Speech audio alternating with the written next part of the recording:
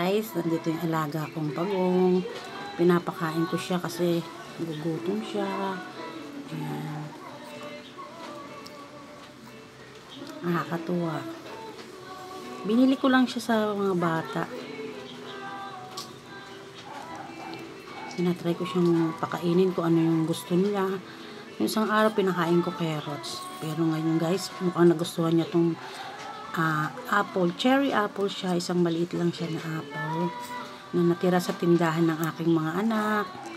Natira siya pero sariwa pa rin siya. Kaya lang binigay ko. Kinuha ko roon para sinubukan ko kung kakainin ng aking alaga. Ayan. Mukha namang nagustuhan niya guys kasi kinakagat niya talaga. Ayan. Sana lumaki siya kaysa pag-aalagala siya doon sa putikan.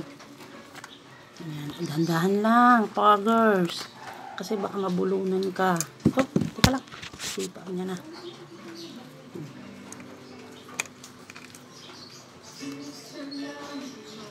Ang ayaw niya na guys. Ayan. Lalapag ko na siya para makagala-gala naman siya. Ayan guys. Mabait yan. Hindi siya marunong mga gat. Ayan.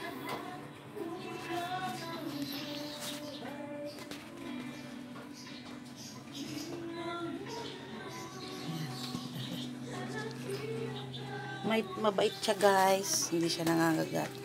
Ayan ang klase niya. O ayan. Ito. Mabait siya. Ayan. Dalawa to na binili ko sa bata. Pero aalagaan ko sila para hindi sila dun pag-aalagala sa putik.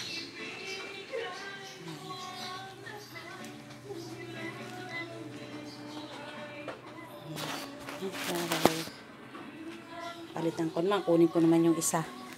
Para yun naman ang pakainin ko. Ayan guys. Dito ko sila nilagay. Oh. Ayan yung kanilang tirahan. Ayan yung isa. Lihin ko naman siya para makakain.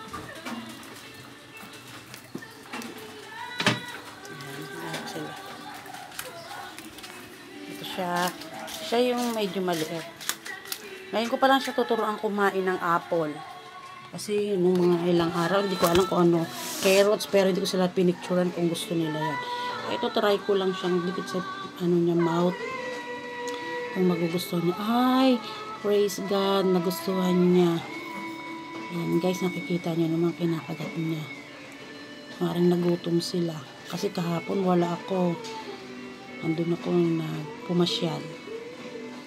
Ayan, mukhang gusto naman niya, guys, kasi mukhang kinagat niya. Ay, hilain ko. Ayaw. Ayan guys, kinakagat naman niya. Kaya lang, katakot baka mabulunan siya. Ayan.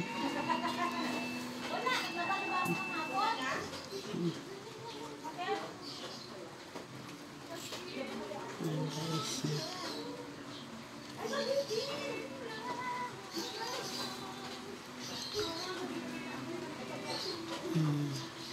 Kinakain naman niya guys. Narasam niya pa. Okay. Tinatanggal ko ayun. Oy, nguyain mo naman. Ayan, minunguya. Sobrang laki na nakagat niya. Baka naman mahirapan siya. Ala. Uy walang baka hindi ka matunawan First time mo kumain ng apple.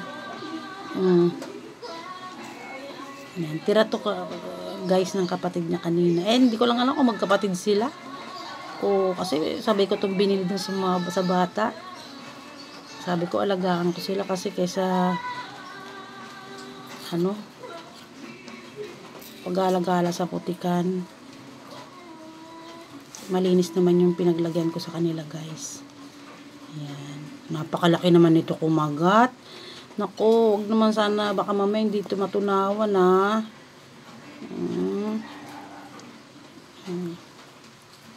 Isipan ko pa sila guys ng anong magandang ipangalan ko sa kanila. Pero gusto ko talaga sila, meron silang magandang matitirahan. Malinis na tubig na pag-i-stayhan nila. Kasi noon dati bumili rin ako, binalik ko sa sa creek. Kasi ang lalaki na nila at saka para silang nanganganggat. Pero ito natutuwa ko yung dalawang bata kasi hawak-hawak na siguro yung isa 4-year-old. Siguro mga 5 kasi medyo may isip-isip na tsaka isang 8 years old. Naglalakad sila sa kalsada. Sabi ko, ala, ang cute naman, hindi kayo pinakagat, hindi. Himas-himas nila. Tapos hinawakan ko lang yung kamay. Yun.